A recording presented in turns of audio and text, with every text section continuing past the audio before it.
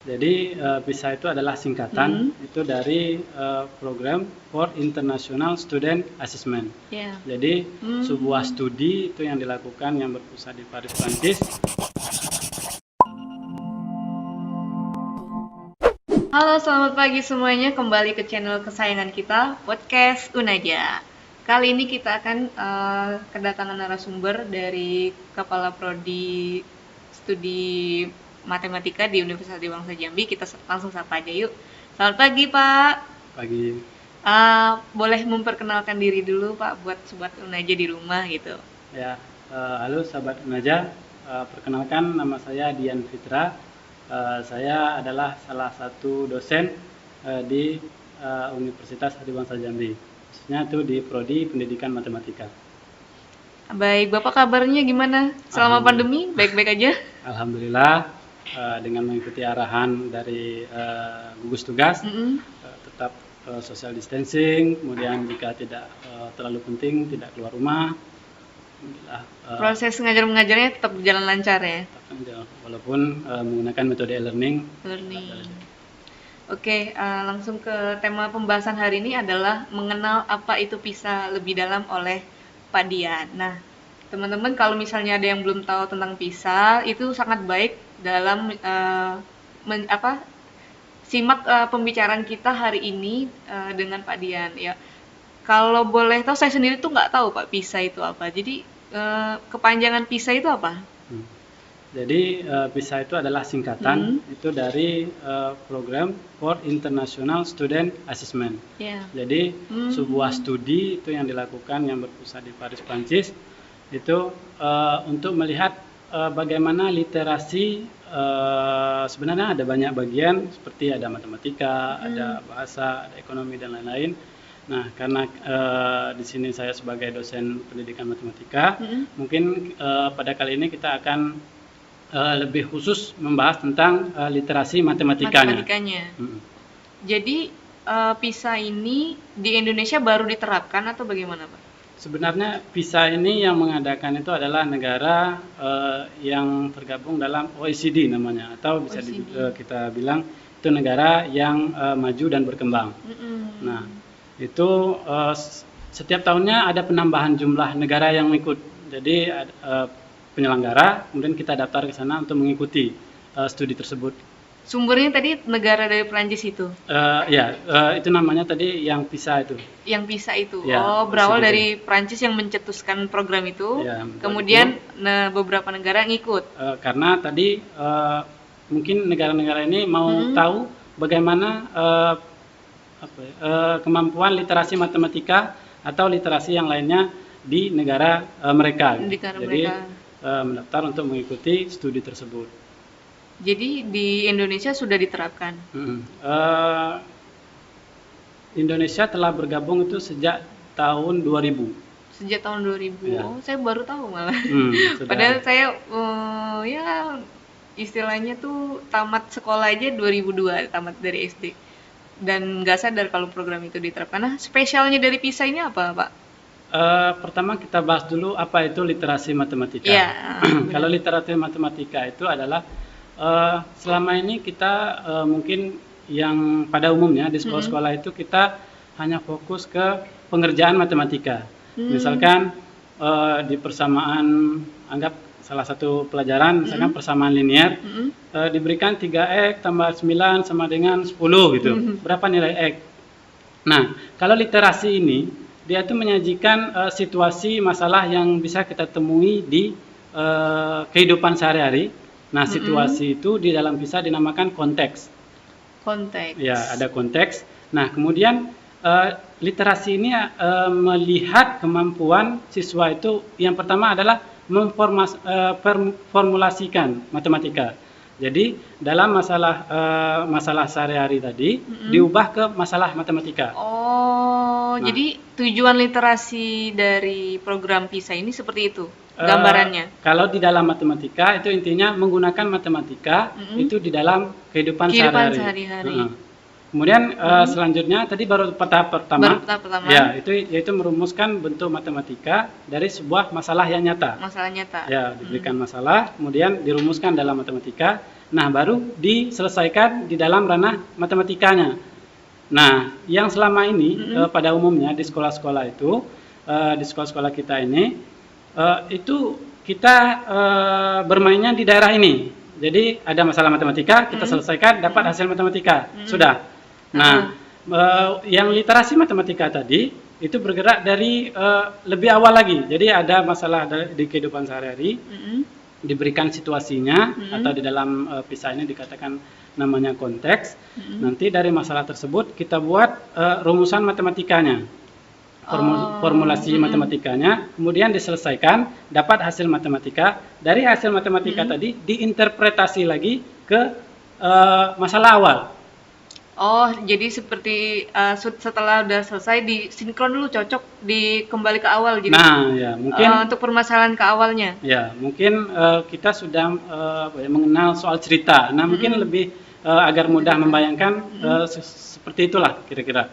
Jadi ada kan misal untuk soal di topik bahasan persamaan linear tadi, misalkan Ibu Puji membeli apel gitu sebanyak 5 kilo dan segala macam. Kemudian uangnya 5.000, kembaliannya segitu. Nah, nanti dari kegiatan itu, situasi itu dibuatkan model matematikanya. Nah, jadi bisa tahu berapa harga 1 kilo dari harga jeruk tadi. Nah, baru nanti di matematikanya kan nanti dapat angka. Nah, baru diinterpretasikan lagi ke dalam masalah awal. Jadi semacam kesimpulan lah. Jadi harga jeruk yang dibeli oleh Bu Puji gitu, seharga sekian. Oh, maksudnya interpretasi seperti itu ya. Ya, jadi biasanya kan cuma angka 9.000 gitu. Nah, kita kan tidak tahu 9.000 apa. Gitu. 9.000 kilo atau 9.000. Oh, jadi itu tujuan soal cerita ya, Pak ya? Nah, itu soal PISA tadi kira-kira yang literasi matematika itu gitu. Terus tadi kan tahap 1, tahap 2, terus tahap 3-nya ada? Itu tadi interpretasi. Terakhirnya. Ya, tahap 1 kan tadi mengubah bentuk masalah sehari-hari ke masalah matematika. Sudah dapat formulasinya, kemudian diselesaikan di dalam bentuk matematika. Baru itu pengerjaan matematikanya. Yang terakhir, setelah dapat hasil, baru hasil tadi diinterpretasikan. Oke. Jadi selama ini PISA ini udah diterapkan lah ya di Indonesia ya, dengan cara yang seperti itu sampai saat ini. Untuk sekolah-sekolah mungkin belum semua, cuman sudah banyak sekolah-sekolah yang mengenal atau terbiasa atau proses pembelajarannya itu sudah menggunakan soal-soal PISA. Nah, hanya saja ya mungkin belum merata di seluruh Indonesia ini. Berarti tuh nanti selama ini ujiannya berarti gini ya Pak ya, kayak yang selama saya ujian tuh misalnya langsung datang terus mengerjakan soal-soal cerita dan segala semuanya. Terus kan kita sudah dengar nih keputusan Kementerian Pendidikan kita bahwa UN itu dihapuskan. Nah, itu berarti kembali ke programnya tuh maksudnya tetap dipakai atau kembali ke sekolah semuanya gitu, Pak? Mungkin di awal Maret kita sudah sama-sama mendengar, mungkin Sobat Unaja yang di rumah juga sudah tahu infonya bahwa Menteri Pendidikan kita, Bapak Nadiem Makarim itu mengumumkan bahwa rencananya itu UN ini akan dihapus di 2021. Tahun depan. Ya. Jadi karena ada wabah ini, jadi karena menjaga keselamatan dan kesehatan siswa kita, lumayan itu menurut informasi itu dari Menteri Pendidikan itu ada sekitar 8 juta siswa yang terlibat untuk UN di tahun ini. Oh, berarti tahun ini tetap UN memang? Bukan, sudah dihapuskan. Sudah dihapuskan? Ya, karena itu tadi 8 juta itu kan bukan angka yang kecil sedikit, ya. Benar. Banyak, jadi dikhawatirkan itu akan terkena penyakit itu, makanya diambil kebijakan menghapuskan program UN ini di tahun ini. Oh, berarti dimajuin lebih cepat gara-gara wabah ini. Untuk mengantisipasi penularan. Terus itu gimana Pak dampaknya? Maksudnya dampak bagi sekolah, bagi tenaga pendidik, dan bagi siswa sendiri itu gimana? Langsung kan tiba-tiba ngejrek gitu kan? Kan udah direncanain tahun depan, jadi prepare-nya tuh lebih ada lah gitu kan?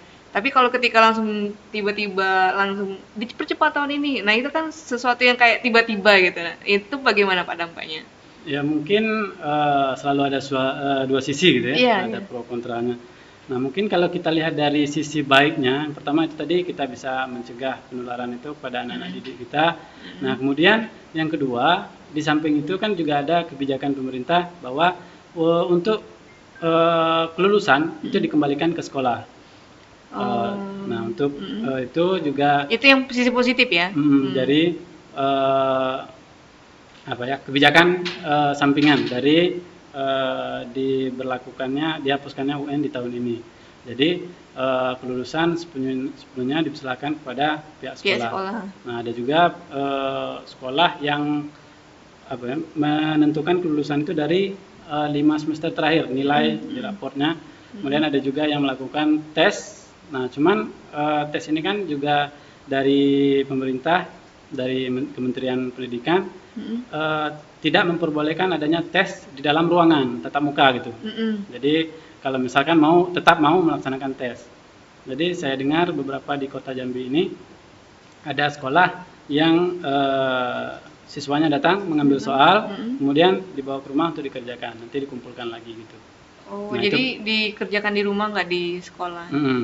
Kenapa nggak tetap di sekolah tapi jaga jarak kayak gitu, kayak tempat kayak misalnya kalau kita lihat di bank-bank atau tempat transaksi pelayanan umum lainnya tetap dilaksanakan, cuman ada jarak gitu loh Pak.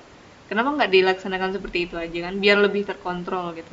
Sebenarnya emang kalau pekerjaan kita itu dibawa ke rumah sebenarnya efektif nggak sih, apalagi untuk ujian gitu. Mungkin kalau tugas masih mungkin lah ya, tapi kalau untuk ujian apa benar-benar efektif Pak itu? Bukan siswa ya, jadi siswa itu benar-benar efektif mengerjakannya di rumah untuk ujian. Ya kalau itu mungkin kita harus mempertimbangkan dari segi keadaan sekarang gitu ya, kondisi. Nah, jadi balik lagi ke situ ya.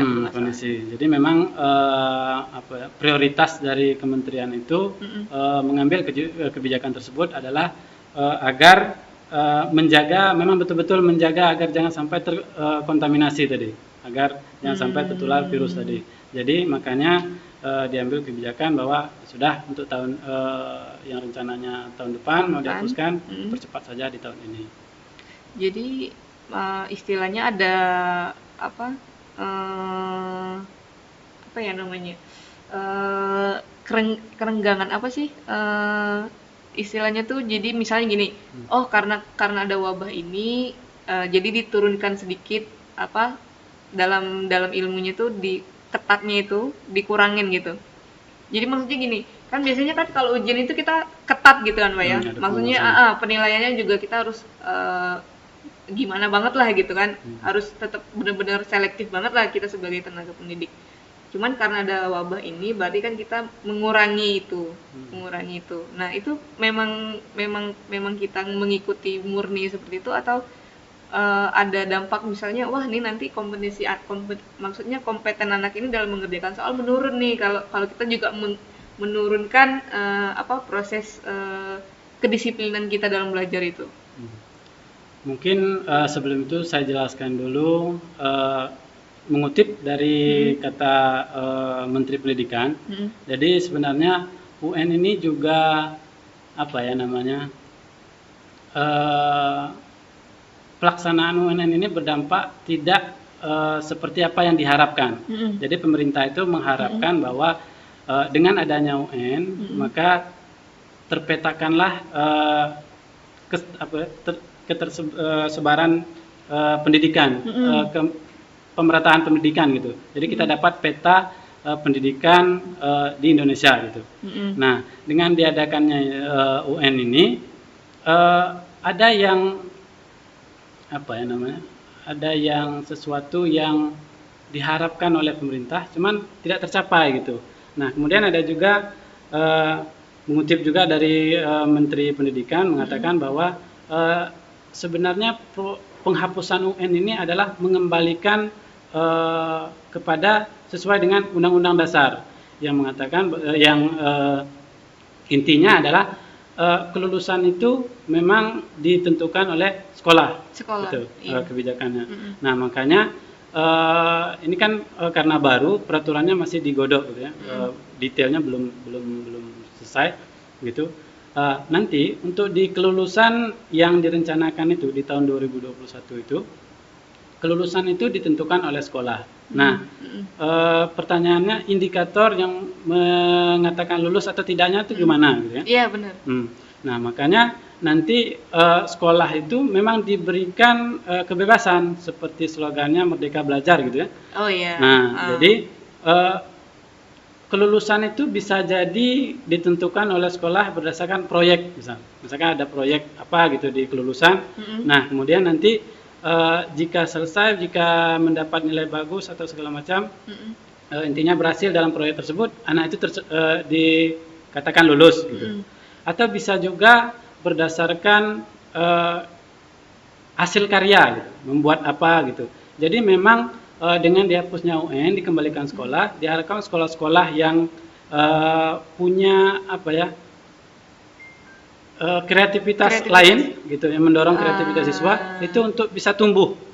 Nah, tidak bagaimana misalkan sekolah-sekolah yang misalkan belum mampu untuk mencapai itu. Nah, pemerintah juga masih menyediakan misalkan soal-soal yang berstandar nasional. Nah, cuman pemerintah tidak mewajibkan lagi. Jadi itu jatuhnya sekarang itu menjadi hak dari sekolah. Kalau sekolah meminta, diberikan. Kemudian kalau sekolah mempunyai inisiatif lain, maka diperbolehkan.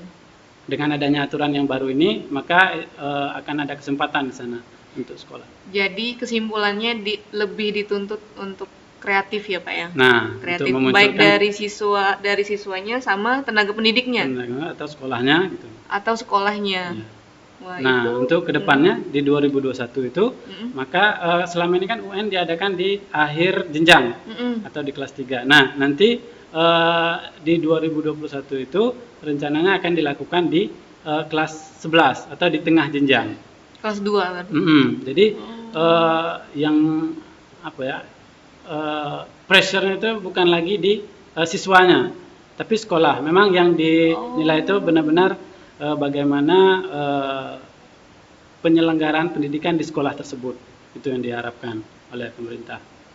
Tapi sepengalaman saya sebagai siswa Pak ya, saya lebih ilmu itu lengket ke saya ketika saya dapat pressure. Tapi mungkin beda ya sama teman-teman lainnya. Cuman kalau saya pribadi ketika saya jadi siswa, saya lebih dapat ilmu itu, lebih menguasai ilmu itu, lebih lengket ke kepala saya sampai saat ini itu karena pressure. Mungkin misal teman-teman yang lainnya juga mengalami kalau misalnya belajar matematika tuh ya terkenal dengan gurunya pakai penggaris yang panjang itu. Cuman itu tuh menurut saya pribadi sih, setelah saya melihatnya setelah saya lulus waktu itu, ternyata bermanfaat penggaris panjang itu yang nempel ke kaki gitu. Nah jadi istilahnya gini, nggak semua orang itu ketika mereka nggak dapat pressure dia bisa belajar dengan baik dan ilmunya sangat lengket gitu kan Pak. Kan itu dari siswa yang berbeda lah gitu. Jadi apakah memang ini nih merdeka dan belajar ini benar-benar bakal merata dan benar-benar bisa istilahnya tuh jadi benar-benar jalan gitu programnya, karena kan bahkan kalau buat anak-anak yang istilahnya tuh nakal tuh dalam artian gini ya, nggak peduli gitu. Bagaimana dengan anak-anak yang udahlah gitu, sedangkan mereka tuh kalau nggak di pressure nggak bisa gitu. Nah itu bagaimana Pak menyikapinya? Kalau untuk bahas per individu, ya mungkin betul tadi ya, ada orang yang memang jika diberikan tekanan, maka dia akan tumbuh. Tumbuh, gitu ya? Iya benar. Memang ada. Cuman tetap kita tidak bisa memukul sama ratakan, gitu ya. Artinya ada juga orang yang ketika dia diberi tekanan, dia stres. Iya. Nah, ada juga yang seperti itu. Nah, Merdeka Belajar ini salah satu, itu tadi kita tahu bahwa yang diinginkan itu adalah kreativitas, gitu ya. Nah, kreativitas ini kebanyakan itu pada umumnya atau ya pada umumnya gitu, itu akan muncul ketika siswa ini nyaman. Oh, berarti nyaman dulu. Nah, nyaman. Nah, kemudian setelah nyaman baru kreativitas tadi muncul. Mungkin kalau kita ambil rata-rata lah gitu kan, orang itu ketika nyaman kreativitasnya muncul. Nah, bidangnya pun beda-beda. Nah, mungkin tadi kita kembali ke topik tadi, PISA ini, yang selama ini ketika kita mungkin siswa itu paham dengan materi yang diajarkan, rumus Pitagoras lah segala macam di dalam matematika gitu ya, menguasai bidang itu. Hanya jika kita melihat di buku-buku yang beredar, itu masih belum banyak yang menggunakan, anggaplah yang gampangnya soal cerita. Sebelum kita melangkah lebih jauh ke soal PISA tadi, karena itu kan untuk ke sana perlu waktu gitu. Membuat soal PISA, semuanya di buku cetak itu adalah soal PISA. Nah, mungkin tadi siswa tadi jika diajar oleh guru yang katakanlah garang gitu ya, garang, guru matematika terkenal jika kumis gitu, sangar gitu, bawa penggaris gitu kemana-mana, panjang garisnya, kayu pula, pakai jangka gitu ya. Jangkar. Mungkin mereka paham akan konsep matematikanya. Nah, cuman mereka belum mengerti tentang penerapannya di kehidupan sehari-hari. Yang tadi, makanya salah satu pilihan dari Menteri Pendidikan kita, Mendikbud kita sekarang ini, itu adalah melirik ke soal PISA tadi. Karena seperti yang kita jelaskan di awal, soal PISA ini boleh dibilang paketnya paket komplit gitu. Ada masalah sehari-hari, oh ini saya tahu keadaannya gini. Diubah ke matematika, oh ini saya pelajari di kelas-kelas itu. Gitu. Diselesaikan, dapat solusi matematika, kemudian diinterpretasikan lagi.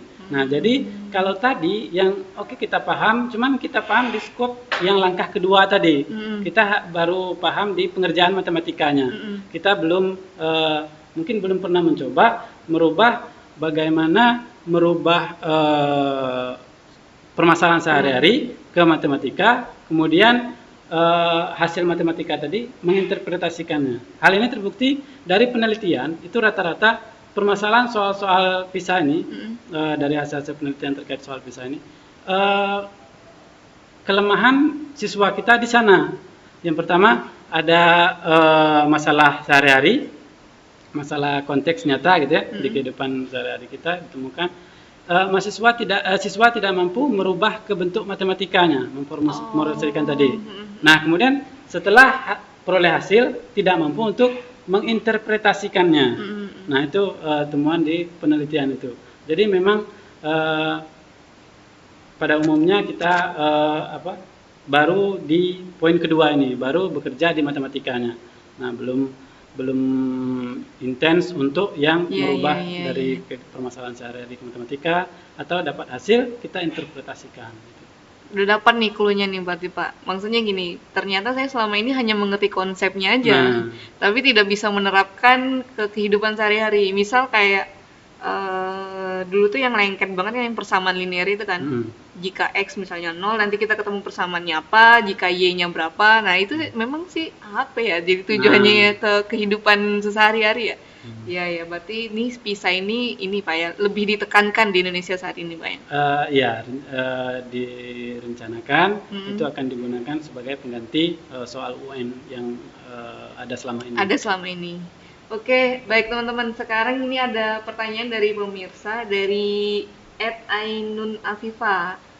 Apakah UN akan dihapuskan selamanya atau hanya saat pandemi corona, Kak? Gitu. Gimana Pak? Silakan tanggapannya. Kita mengutip dari Menteri Pendidikan, itu katanya memang UN ini akan dihapus selamanya. Jadi bukan hanya pandemi corona. Tadi mungkin kalau menyaksikan dari awal, UN ini itu kan direncanakan di tahun 2021, baru direncanakan dihapuskan karena ada pandemi saat ini, maka dipercepat program tersebut sehingga UN untuk tahun ini dihapuskan. Gitu. Jadi gitu ya teman-teman, karena tahun ini kita sedang menghadapi wabah virus COVID-19, jadi program yang PISA ini dimajukan jadi di tahun 2020. Jadi UN selamanya dihapus. Oke, pertanyaan selanjutnya dari Henry Jaya. Apa nanti semua siswa tingkat akhir ujiannya digantikan dengan PISA? Nah, gimana mungkin Pak? Hendri Jaya baru bergabung mungkin. Iya. Maka pengganti UN ini itu pressure-nya tidak lagi di siswa. Jadi siswa kelas 12 nggak usah bingung-bingung, nggak usah mikirin, waduh UN ini harus belajar menghafal. Iya, gitu. iya. Nah, tugas kalian tetap belajar, mempelajari materi yang diajarkan. Nah, pengganti UN tadi itu ujiannya itu diadakan di apa namanya? Pertengahan jenjang. Kelas 2. Nah, atau di kelas 2. Atau di kelas 2. Di kelas 2. Nah, tujuannya bukan lagi menentukan lulus atau tidaknya siswa tersebut, atau berapa nilai capaian belajar siswa tersebut. Bukan itu lagi. Jadi melihat bagaimana pendidikan, penyelenggaraan pendidikan yang ada di sekolah tersebut. Nah, jika nanti akan ada hasil disampaikan oleh Kementerian Pendidikan, disampaikan ke sekolahnya. Nah, salah satu alasan mengapa dilakukan di pertengahan jenjang, masih ada waktu untuk sekolah untuk memperbaiki, untuk meningkatkan kualitas pendidikan tadi. Makanya ada feedbacknya lah gitu, ada feedback dari pemerintah memberikan ini loh hasilnya. Nah, kemudian nanti akan misalkan kurang, ditingkatkan kualitas pembelajarannya, pendidikan di sana, agar nanti ketika kelas 12 itu nanti anggaplah Hendri Jaya ini ya, Hendri Jaya ini sudah lebih bagus penguasaan materinya gitu. Jadi intinya pressure-nya itu bukan di siswa lagi, kalian nggak usah khawatir gitu. Oh, jadi kesimpulannya tuh yang hasil dari UN itu sebenarnya bukan hasil, pelaksanaan sejenis UN itu dilakukan di kelas 11 ya Pak ya. Kemudian itu tujuannya hanya untuk mengukur sekolahnya apakah mereka sudah mampu dalam memberikan pengajarannya, begitu Pak ya. Jadi bagaimana kualitasnya? Iya, bagaimana kualitas semua siswanya di situ. Jadi sebagai biar ada evaluasi untuk nanti selanjutnya mereka bisa melakukan apa gitu. Oke, yang mau masuk session terakhir, motivasi dan pesan untuk Sobat Unaja dari Pak Dian mungkin terkait pandemik dan masalah PISA. Mungkin terkait pandemik dulu ya, tetap stay di rumah. Jika tidak ada hal yang terlalu mendesak, tidak usah keluar, tetap di rumah saja. Kemudian kalaupun terpaksa harus keluar, tetap terapkan social distancing sebagaimana arahan dari gugus tugas. Nah, terkait dengan pendidikan, ya walaupun UN dihapus mulai tahun ini dan kedepannya, tetap belajar, tetap optimalkan pembelajaran kalian di rumah, ataupun nanti semoga wabah ini cepat berakhir di sekolah, bisa bersama-sama lagi belajar. Nah, munculkan kreativitas karena sudah diberikan semacam kelonggaran atau fasilitas lah dari menteri kita yang baru untuk Merdeka Belajar. Nah, silakan dimanfaatkan, bisa buat karya dengan teman-teman yang lain, bisa mengerjakan sebuah proyek dan lain-lain.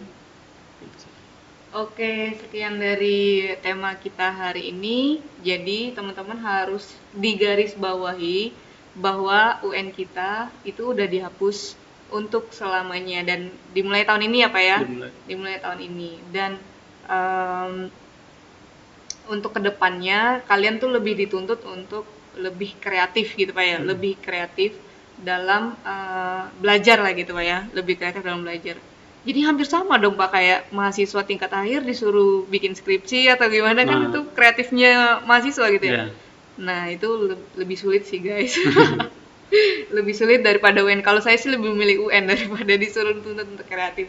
Oke, nah tetap kreatif dalam hal belajar, dalam hal apapun, walaupun kita semua kondisinya lagi sama-sama dalam pandemik ya Pak ya, tetap istilahnya tuh produktif lah ya, walaupun di rumah aja. Oke, sekian dari bincang-bincang kita. Bye.